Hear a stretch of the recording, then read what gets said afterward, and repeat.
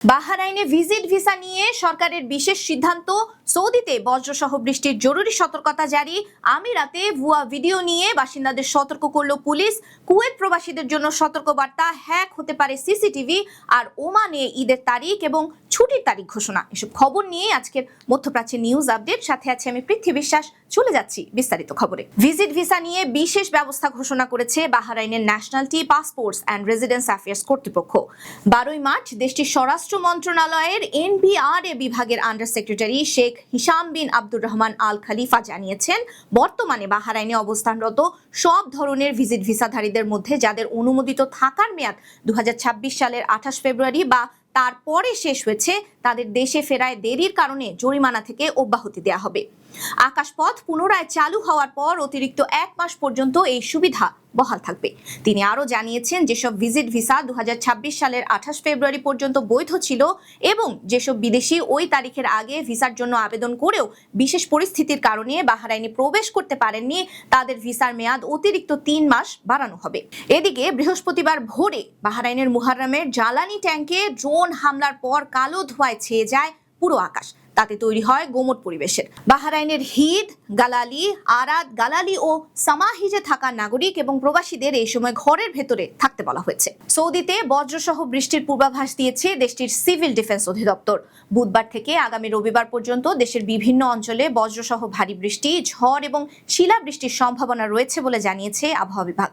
Civil defence জানিয়েছে, বৃষ্টি ও ঝড়ের কারণে হরকাবান, ধূলিঝড় এবং সমুদ্র উপকূলে উঁচু ঢেউ তৈরি হতে পারে, তাই সাধারণ জনগণকে নিরাপদ জায়গায় অবস্থান করতে বলা হয়েছে। সেই সাথে ভ্যালি এবং নিচু এলাকা থেকে দূরে থাকার পরামর্শ দেওয়া হয়েছে। মক্কা ও রিয়াদের মতো মূল শহরগুলো ছাড়াও পশ্চিম এবং উত্তরাঞ্চলেও এই অস্থিতিশীল আবহাওয়া বিরাজ করতে পারে। কর্তৃপক্ষ সব সময় আবহাওয়া আপডেট মনিটর করার জন্য এবং সরকারি নির্দেশনা অনুসরণের জন্য জনগণকে অনুরোধ করেছে। আমিরাত সরকার জনগণকে ইন্টারনেটের ভুয়া ভিডিও ও তথ্য নিয়ে সতর্ক করেছে। আমিরাত সরকার অভিযোগ করেছে, আমিরাতের সম্মান ক্ষুণ্ণ করে এমন কিছু ভুয়া ভিডিও উদ্দেশ্য প্রণোদিতভাবে ইন্টারনেটে ছড়ানো হচ্ছে। এই ভিডিওগুলোতে দেখানো এমন কিছু দৃশ্য বা ঘটনা রয়েছে যা দেশের সার্বিক পরিস্থিতির সাথে একদমই প্রাসঙ্গিক নয়। সরকারি সূত্র থেকে নিশ্চিত করা হয়েছে, এসব ভিডিও এবং ভুল তথ্যের উদ্দেশ্য মানুষকে বিভ্রান্ত করা এবং তাদের মধ্যে আতঙ্ক সৃষ্টি করা, আর তাই নাগরিক বাসিন্দাদের বিশ্বাসযোগ্য উৎস থেকে তথ্য নেয়ার পরামর্শ দেওয়া হয়েছে। সরকার সকলকে সতর্ক করেছে, যারা ভুল তথ্য ছড়াচ্ছে তাদের বিরুদ্ধে আইনি ব্যবস্থা নেওয়া হতে পারে।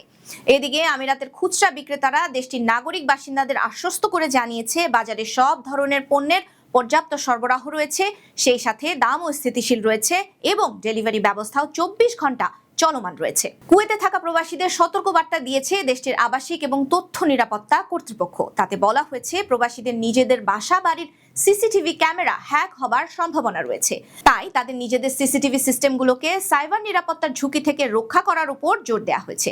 ইন্টারনেট সংযুক্ত সিসিটিভি ক্যামেরা অনিরাপদ থাকলে বা শক্ত পাসওয়ার্ড না থাকলে হ্যাকাররা সহজেই সিস্টেমে প্রবেশ করতে পারে, যা ব্যক্তিগত গোপনীয়তা এবং নিরাপত্তার জন্য অত্যন্ত বিপজ্জনক।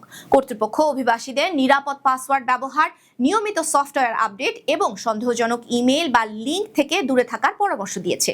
সিসিটিভি সিস্টেম সুরক্ষিত রাখা হলে ব্যক্তিগত এবং ব্যবসায়িক নিরাপত্তা আরও জোরদার হবে।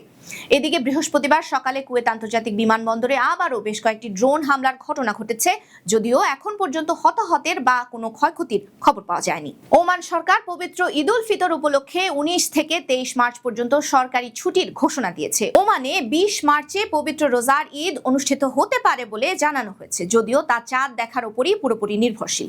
ছুটির এই সময় সরকারি কর্মকর্তা এবং কর্মচারীরা সবাই পরিবার ও প্রিয়জনের সঙ্গে ঈদ উদযাপন করবেন এবং ধর্মীয় অনুষ্ঠান শান্তিপূর্ণভাবে পালন করা যাবে বলে আশা করা হচ্ছে। এদিকে ওমানে সালালা নৌবন্দরে ইরানি ড্রোন হামলার পর একটি অগ্নিকাণ্ডের ঘটনা ঘটে। ফায়ার সার্ভিসের কর্মীরা আগুন নিয়ন্ত্রণে আনার সব ধরনের ব্যবস্থা গ্রহণ করেছে বলে জানা গেছে। এখন পর্যন্ত কোনো ক্ষয়ক্ষতি বা হতাহতের খবর পাওয়া যায়নি। কর্তৃপক্ষ জানিয়েছে, আগুন নিয়ন্ত্রণে থাকায় বন্দরের কার্যক্রম ধীরে হলেও চলছে। এই ছিল আজকের মধ্যপ্রাচ্যের নিউজ আপডেট। আল্লাহ হাফেজ।